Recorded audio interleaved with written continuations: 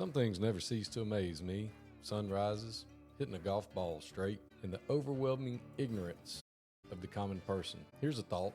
Use Form Bs to determine classification. This, in fact, is competitive balance. Season 8 of Sun Coaches Podcast, where not everyone is funny or tells funny stories, but everyone has a story. Welcome to Sun Coaches Podcast, and today, as always on Sunday evenings, I'm joined by the Executive Director of the Georgia Fire Football Coaches Association, Coach Ed Gaffca. Thanks for being on with me.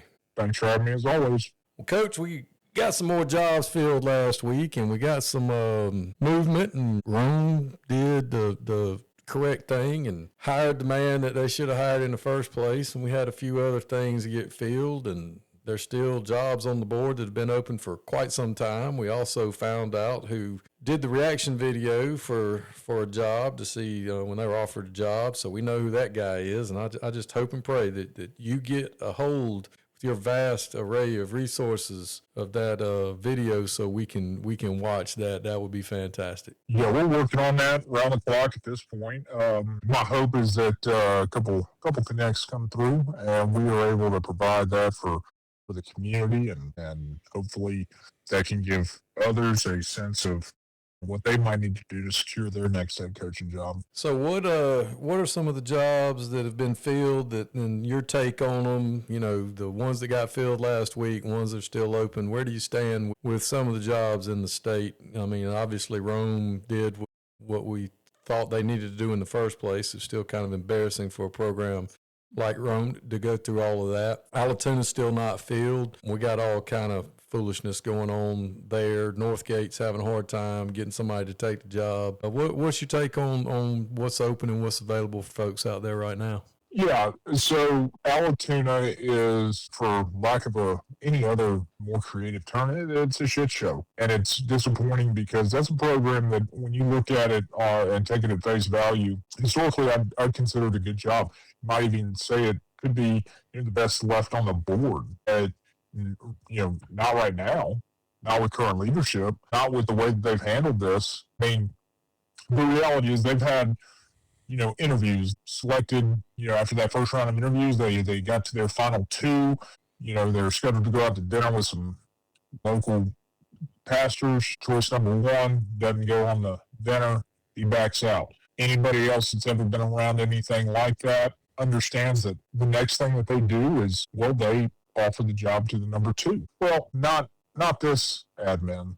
They decided that it wasn't fair to just give it to the number two guy, so they decided to bring in another person, okay? And then that person has turned it down. Still not going to give it to that number two, though. And now they've done it again.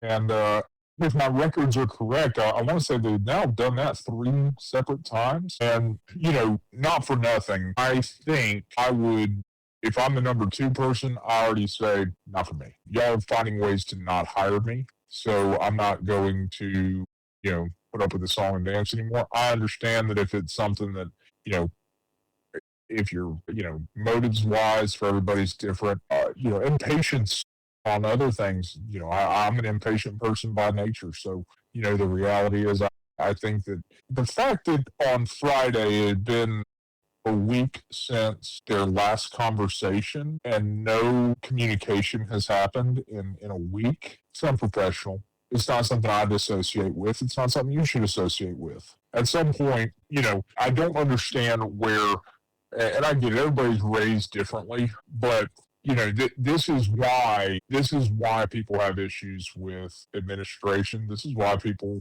doubt the education leadership at times, at a local and state level, because when it comes to basic levels of communication and professionalism, we have gone so far off the deep end with just basic human connection here. Tell the guy you're not hiring him.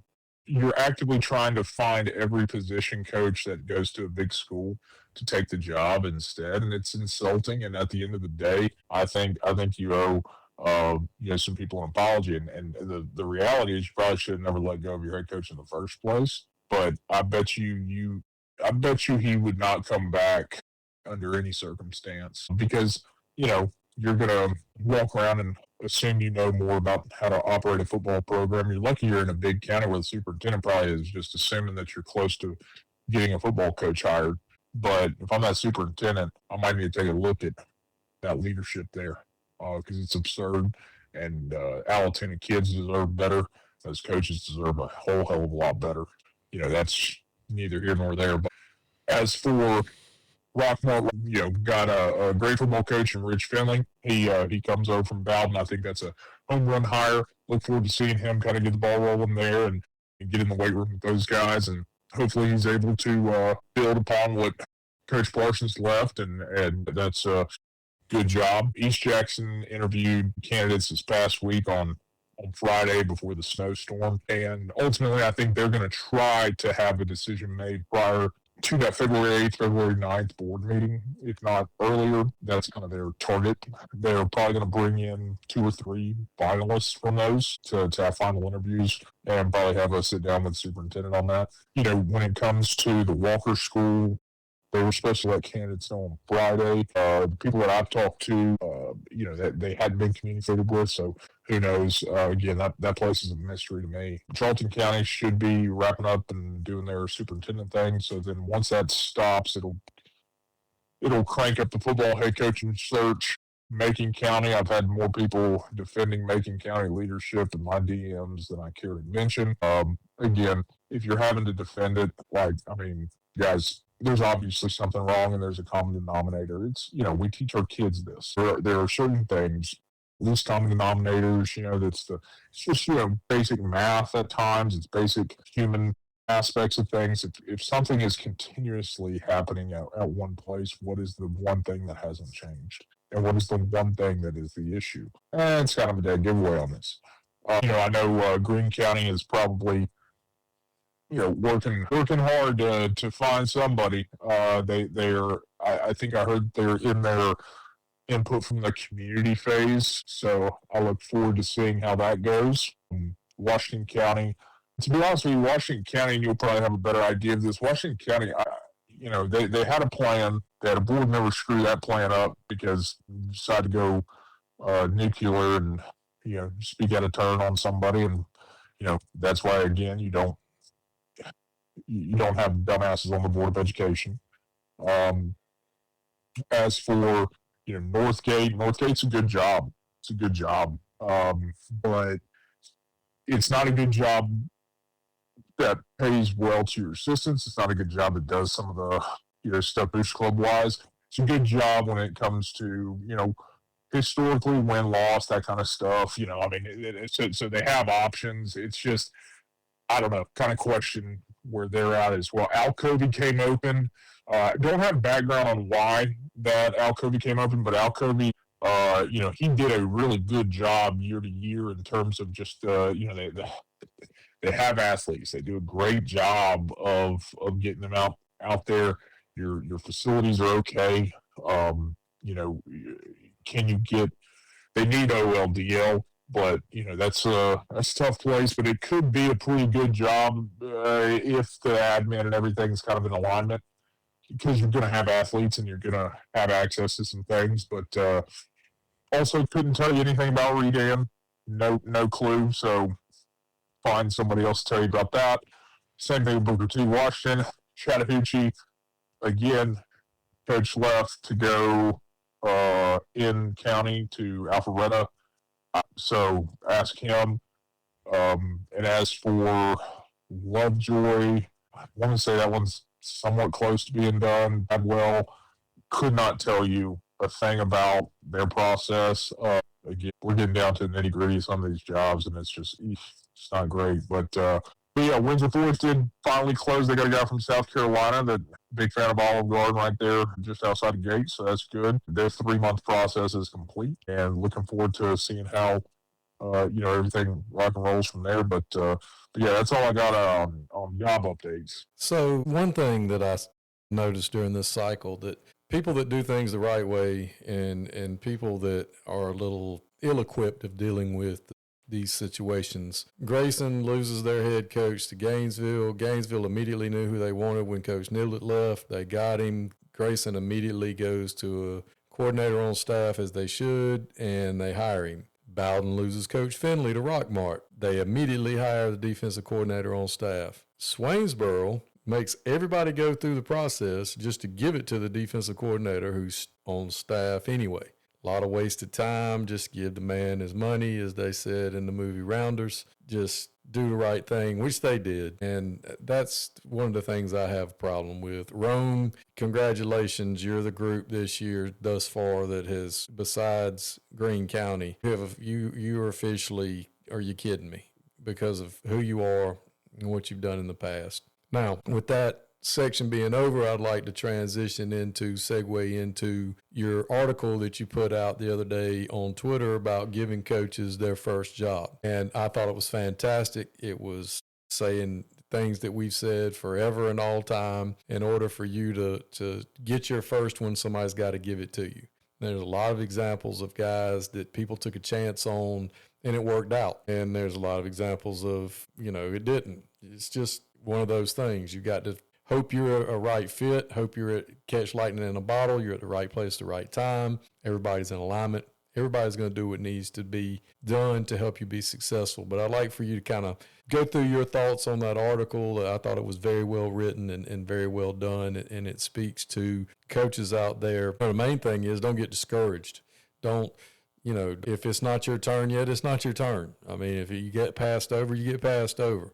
That doesn't mean that you give up and you don't keep trying to attain your career goals that you have laid out before yourself for your 5-year plan, your 10-year plan. But I'd just like you to talk a little bit about the article and your take on that. Yeah, and to be honest with you, just for everybody's to clear anything up, obviously I wouldn't even consider myself a good writer, but it does help me put thoughts down sometime on paper and allow me to hopefully communicate effectively enough a certain message, or at least a certain aspect of coaching, of management, of whatever it is that I think could be beneficial.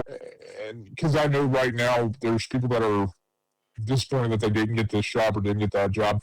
And I do want to clear up something that I think some people might have a question of in that article about. I don't, personally, I don't know some of these guys that end up getting hired from the staff. I'm not saying that is a bad hire. What I am saying is, if you make everybody go through this long, drawn-out process and you end up hiring the guy that's already on staff, then were you looking for a way out of it already? Were you looking to, what is your kind of motivation there? I think that at times, whenever stuff leaks out to myself and you, Coach, that we end up hearing about how some of these jobs are coming to a close and where the disagreements are, from the hiring committee and standpoints like that.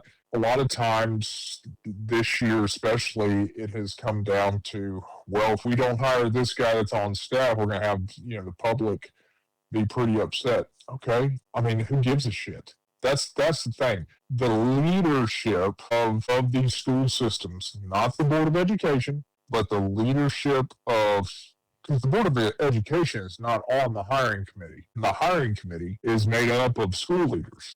They're made up of, maybe a community leader, maybe somebody, whatever. But when it comes to a hiring committee, I find it insulting. I find it outlandish for you to be so damn worried about what the public is going to think of a hire. And it just shows that you don't really know how to be a leader. Now, maybe your leadership is populism, right? Populism sounds really good. We're going to go with the loudest voices in the room. And because of the loudest voices, that's going to dictate our decision. If that were the case, and somebody might be more adept at answering this question, but when I think about what form of populism has ever, actually been an effective form of government from beginning to end, right? Every single thing about a populist government is you have to feed that bright light. You got to feed. It's a big bright light that shines early, and when they're on your side, you're excited about it and you're all trumpeting about it. Then you have when stuff doesn't go your way, that person has to, it's like a cult, right? It's hey, this guy, I really love this guy. He's hitting out every little thing. And then you got to keep feeding that. And the message becomes even more outlandish. And then we start taking pills to kill ourselves and all of this shit. That's the problem with that approach. If you are so damn worried about the loudest voices, guess what? They're going to be loud no matter who you hire. No matter who you hire. Because promise you, there's certain people in life that are only happy when they are unhappy and when they're blasting your ass on Facebook and telling all of their dirty laundry on Facebook. There is more white trash on Georgia community Facebooks than anywhere in the country. I'm pretty sure the amount of shit that is shared on community Facebook pages, it should be studied in a lab. And every single person that has the audacity to go on there and give their testimony like it's the freaking truth, like straight from the Bible, guys, they should not have a right to vote. Right? Like, in all honesty, you should be able to remove their voting ability because that's the kind of shit they put out in the world. There's certain people, and we all know who I'm referring to because we all have community Facebook pages where we look and said, wait, that dumbass said that? Yeah. And they just, and it's not the first time and it won't be the last time. You know, they're going to think that every politician's taking money. They're going to think that every football coach has it out for their kid. They're going to think all this stuff. And that's who you're worried about selling your football coach to or their opinion on the football coach? Who gives a shit? I mean, in all honesty, they probably never left that hometown.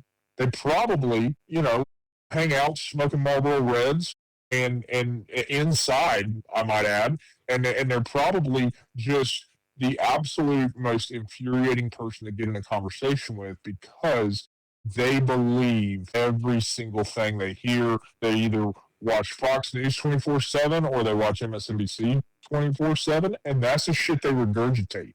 And then just whenever that's not on, they put on reruns of Jerry Springer, right? Like that's the kind of person you're trying to now convince of a hire. And that's bullshit.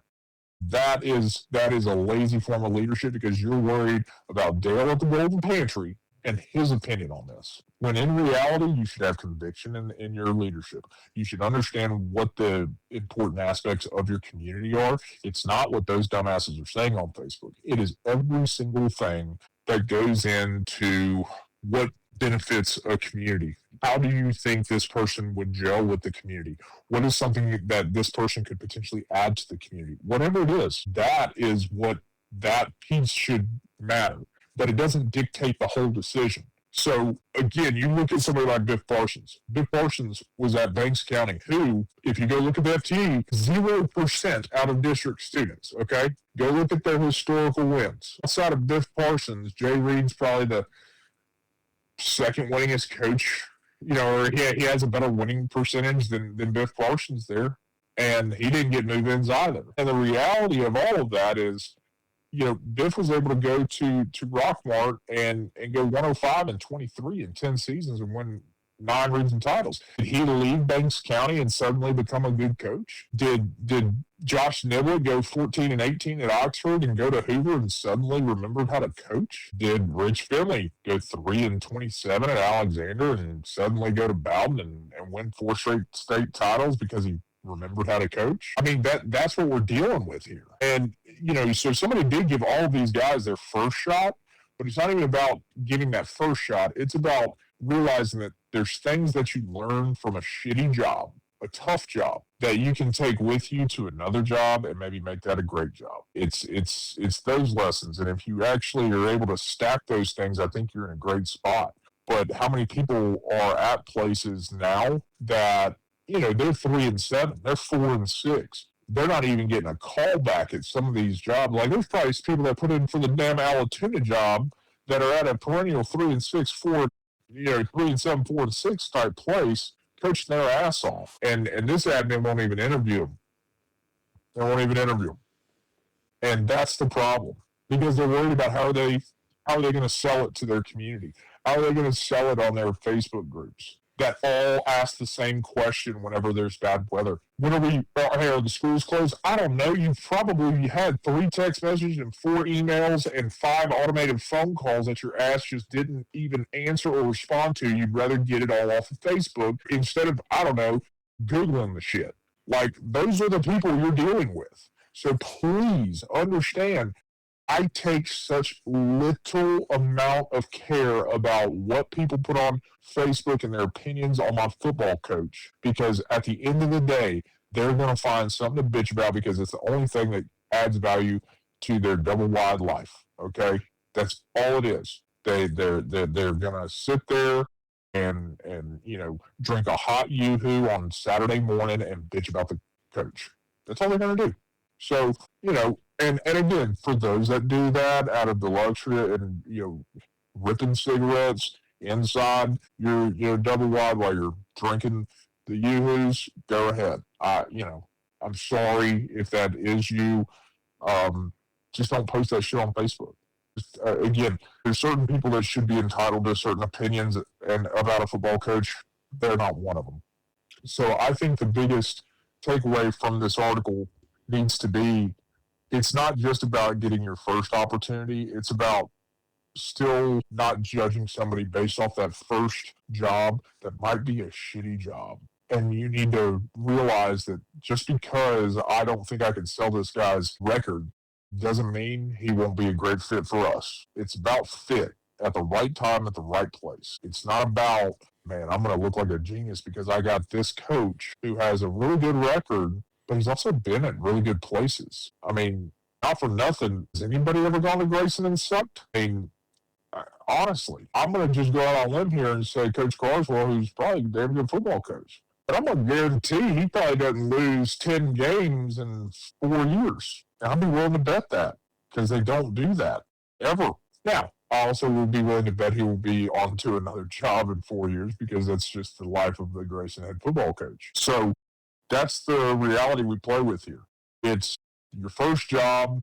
If you're worried about it being a situation that stops you from maybe getting another job, I would be worried about it in today's world because you have admin that are only focused on one thing and one thing only, selling it to the Dales of the Golden Pantry and your local Facebook groups that are filled with dumbasses. And that's where we got to kind of change. We got to kind of go for an approach that you're not having to sell my record. You're having to sell that you're here with me because I'm the right person for the damn job. I'm not checking a box.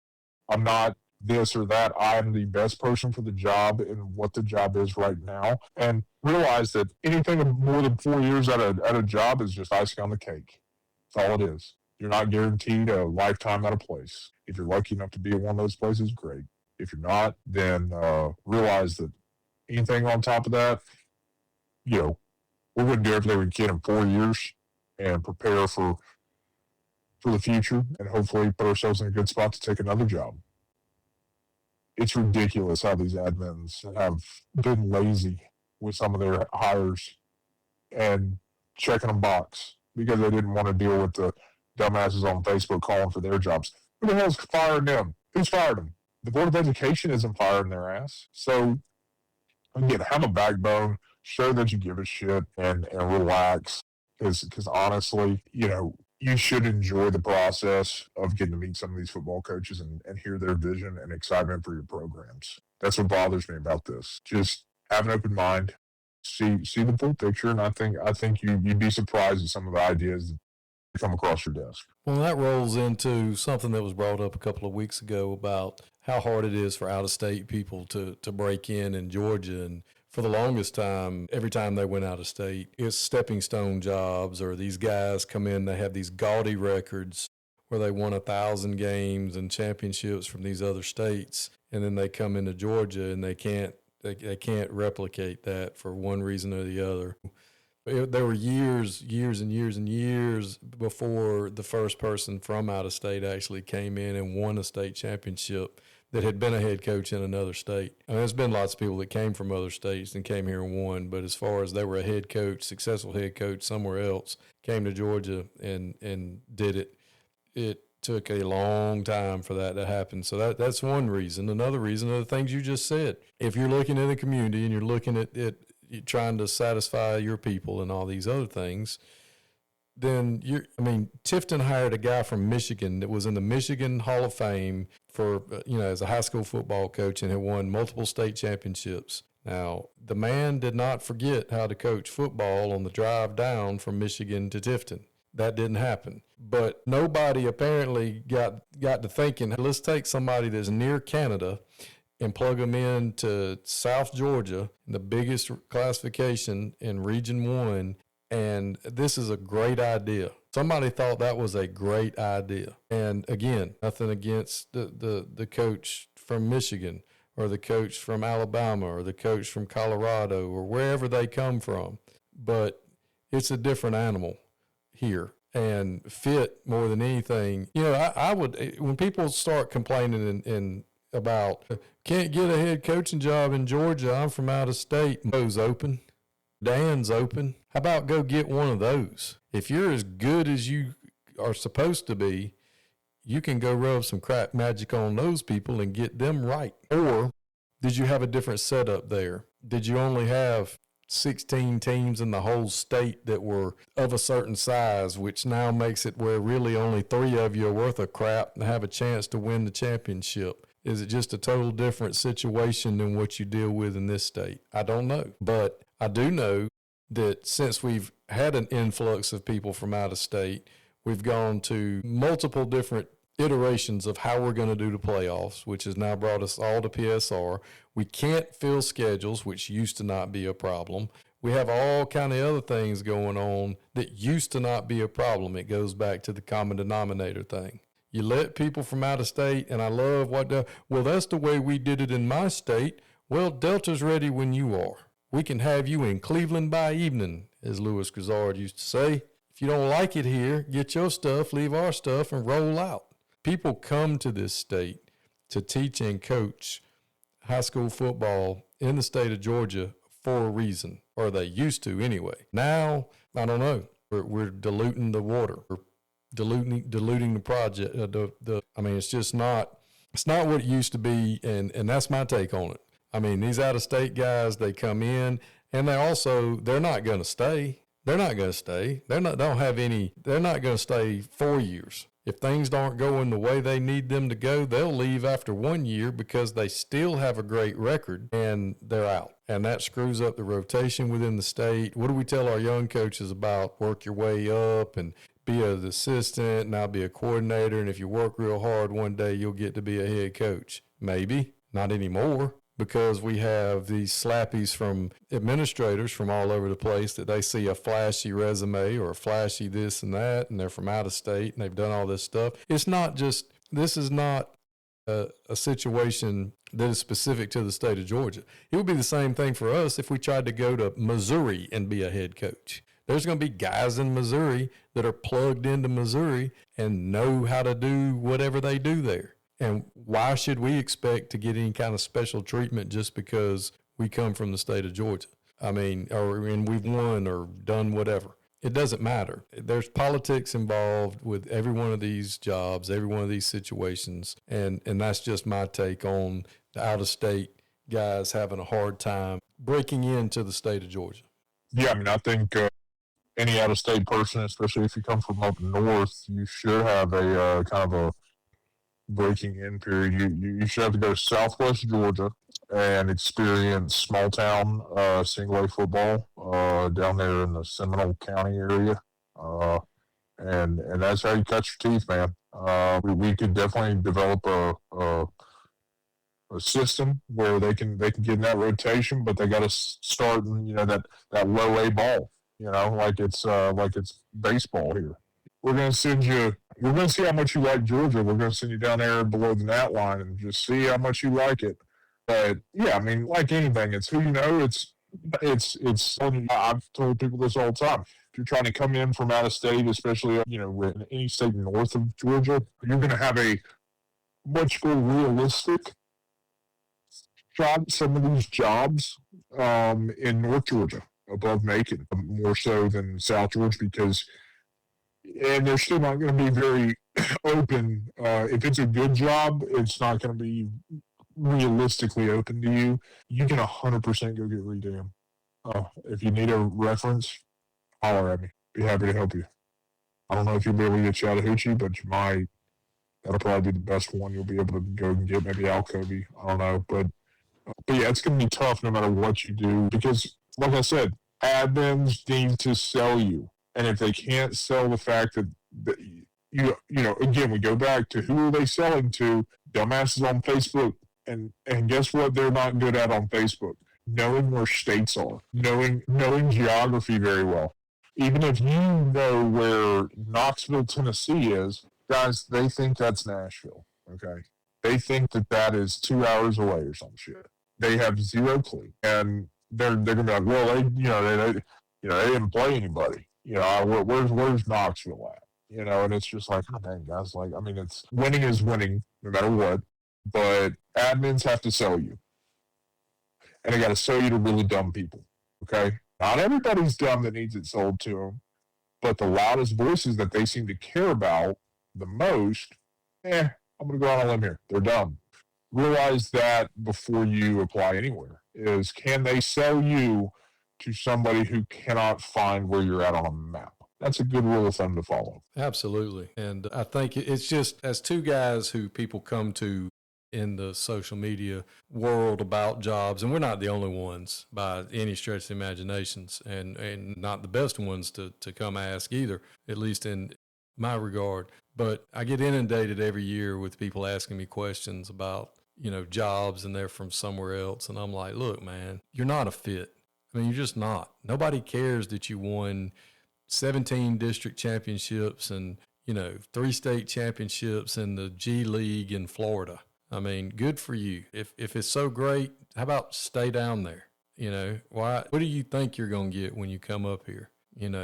There's just too much that goes into it. But anyway, we're getting ready to go into the clinic season, and Coach and I are going to go over some do's and don'ts and what to do with all the clinics that are coming open. There's a clinic every weekend for the next 2 months. If you want to go learn ball, you'll be able to take yourself and your staff and your buddies and meet up and talk ball with whoever from any level, at any level, from any level. But think back to last season. How much time did you lose to creating practice plans from scratch, building scouting reports, reteaching concepts you installed in spring? Spiral XO is the all-in-one platform built to give you that time back.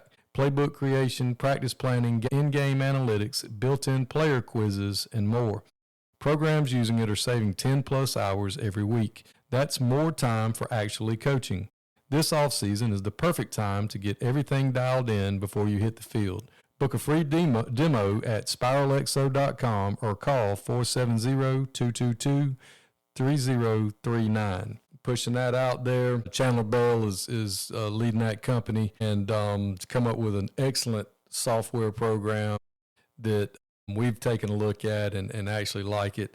If that name sounds familiar, he's legendary coach Stacy Bell's oldest son. He's a football guy. He knows what he's doing, and he's come up with a way to help you get some time back in this off season. So when you're at the clinics and you're visiting the exhibits, if you see something similar, check out Spiral XO at spiralxo.com to get that done. But Coach, we got clinics coming up all over the place. I'm going to Orlando Thursday after school for the Glazier down there. Can't wait to see guys from all over the state and meet up with some folks that I've met in the past, and that kind of kicks off the clinic season. What are some things that you think about, or things that if you were going to a clinic, what would you be going to listen to, and who would you go to listen to? Well, I would go and listen to, as an offensive guy by trade, I always enjoy how people break stuff down, just from a fundamental, teaching standpoint,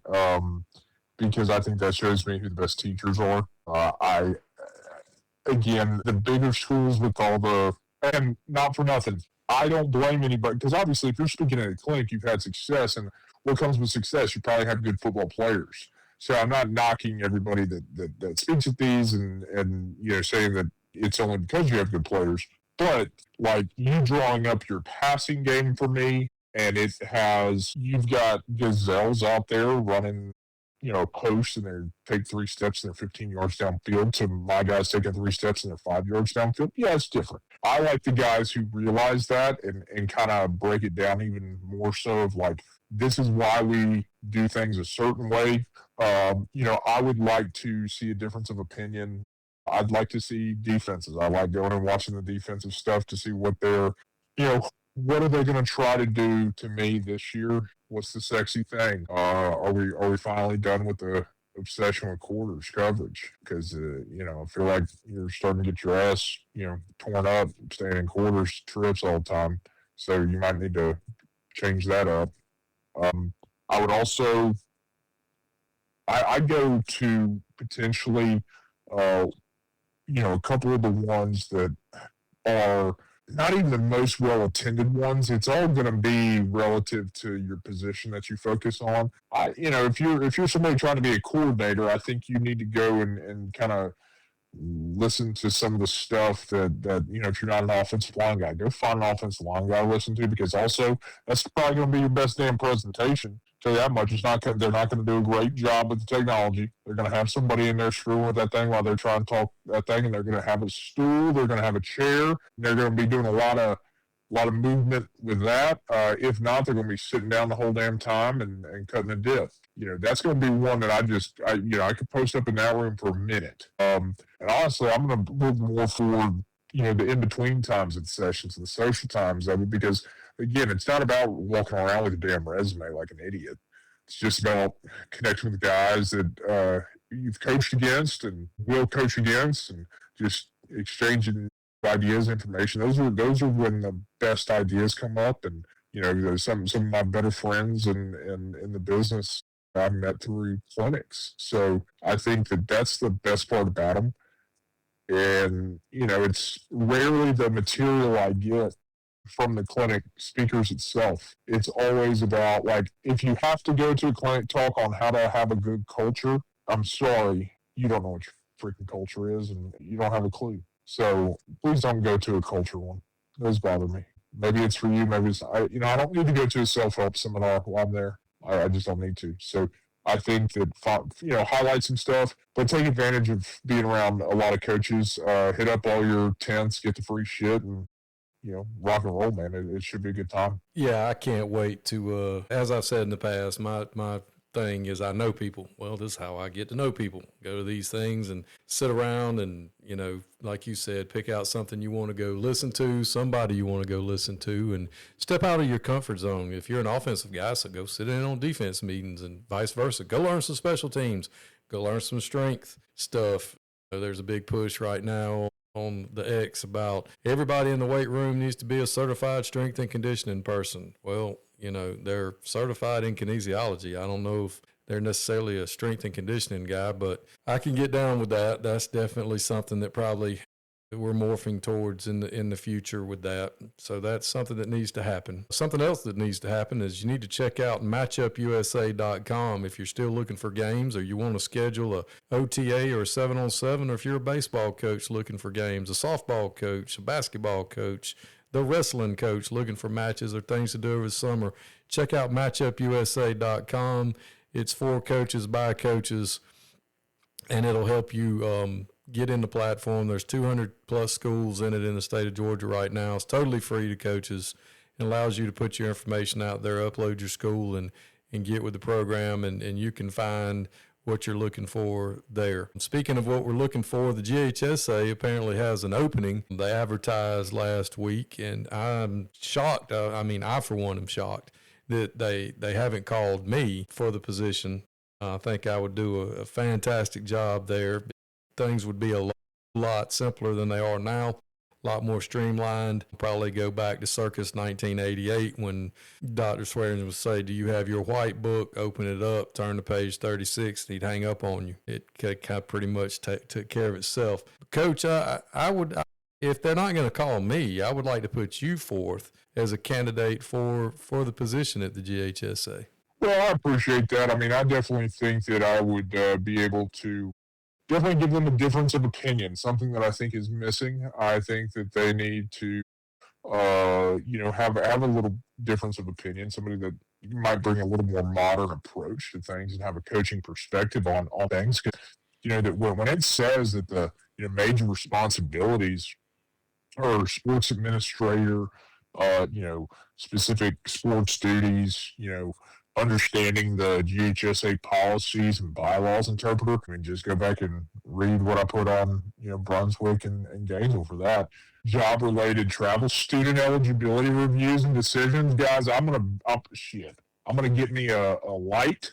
I'm gonna get me a badge, and I'm gonna be doing some damn door knocking. All right, y'all just let me know, and we're gonna make sure we run a tight ship. That's who they're getting, right? And then it's just the executive director and any and all associated tasks and objectives. Buddy, I'm right there with you. I work well with others.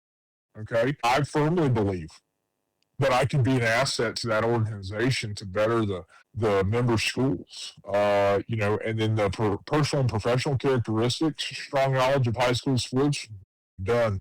Easy. That's me. Strong knowledge of GHSA Constitution, bylaws, and student eligibility rules. Are you shitting me?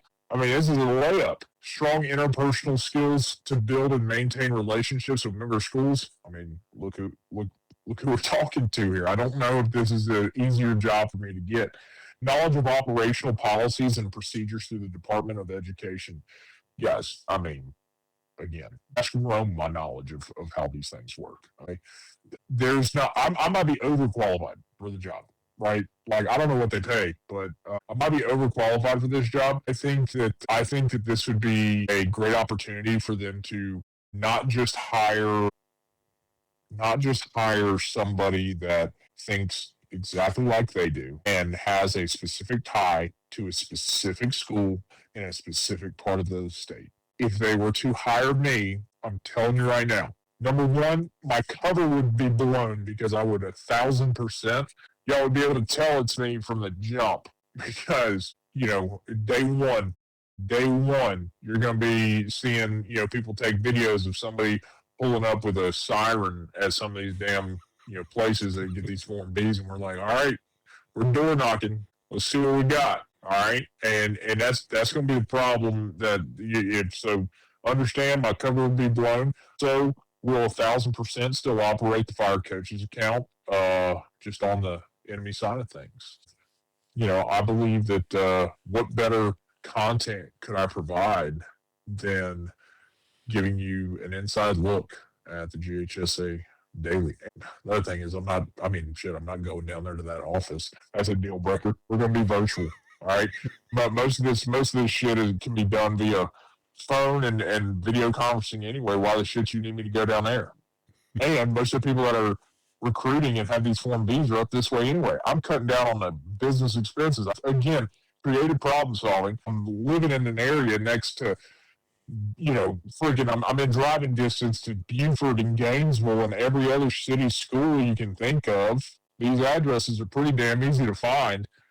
Guys, we'll be rounding stuff up and sending some people home pretty quick. All right. So, why would I drive all the way down there for that shit?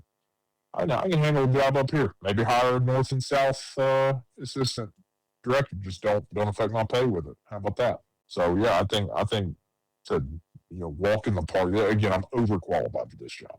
Oh, there ain't no doubt, Coach. I mean, that just comes to bear that's too much like right. It makes too much sense. And if I've learned anything in my 30 years of coaching in this state, it's that our governing body is not going to do what makes sense. And I'm sure we're going to get a favor done to Dr. Tim Scott. He's going to find one of his buddies and he's going to think that this is a great idea. And it's going to be the same old circle of people that do things and run things. And I really don't think we're going to, and that's the cynic in me. I'm not at all too stirred up and convinced that we're going to see much change. But hopefully we do. And as y'all are snowed in up there in the Northeast, as the snow begins to melt and these frigid temperatures and brisk cold turns it into ice, if you need to go somewhere, don't. We're not equipped to drive in this stuff. We're just not made for it. It's not our thing. Even the people up north, they don't like doing it either. They just have more practice at it than we do. So later on this week, on Thursday, I'll be releasing the episode with Coach Kevin Swift from Oregon, Gold Beach. He's a legend out there. He's won 1 million games, several state championships, played for it 5 times, won it twice at a small rural school. He has a great story. He's real big in Texas chat. Football Chat. If you follow that account, he's an old dude, old head, still loves the game, still has a passion for the game, and poured into kids out there for a long time. Had some great stories. I enjoyed my visit with him. Next week, we'll have Corey Jarvis will be releasing on Thursday. Coach Jarvis, another old head he's built places and built things at places that people said couldn't be done, and he's continuing to do so at KIPP Atlanta. So that's what we got coming down the pike from me in the next couple of weeks. I'll be back. We'll be back Sunday to record, and I'm sure I'm going to have some stories coming out of Orlando. Last year, they had a MegaCon comic book conference across the street from where we were staying. So we had a lot of people dressed up in manga costumes and Batmans, and it was fantastic. I wish you could have been there, Coach. What you got going on next week? Well, my guess is, aside from just thawing out up here, we're going to keep our finger on the pulse and stuff, working on getting some stuff connected with some coaches. You'll see a few more burning questions coming up with Rocky Hidalgo, and we got Jabo Shaw as well doing that. Going to be working on a nice long form interview with the one and only Russ Probst. I'm in the process of getting that kind of scheduled and getting that thing working. Whenever that happens, y'all know. Plan on just opening up that faucet and just let him ride, baby. We're just gonna see. We're just gonna be a sponge for that, and looking forward to it. But yeah, so this week we're gonna be hopefully getting some more stuff out to you. Probably piss some people off in the process. I mean, again, it's typical Monday, right? I mean, there's somebody that's gonna get their feelings hurt. And, my question is, if because it's true. I mean, I always ask, prove me wrong, right? I mean, what am I saying is not true? You might disagree with the opinion, and that's fine. If it's fact, it's fact. Don't be, I mean, come on. It embarrasses only you, because problem is I get the benefit of anonymity, because even if you do know who I am, shit, I'll sit there and tell people that ain't me. I mean, that is the benefit here, guys. So I'm looking forward to seeing people get these jobs kind of filled, and hopefully get some more coaches on the docket to ask some burning questions too, and really looking forward to seeing how everything goes down there for you in Florida. And if they need anybody to call in, or you need somebody to call in, get on that speakerphone for you, just let me know. We'll be happy to step in for you if you lose your voice for whatever reason.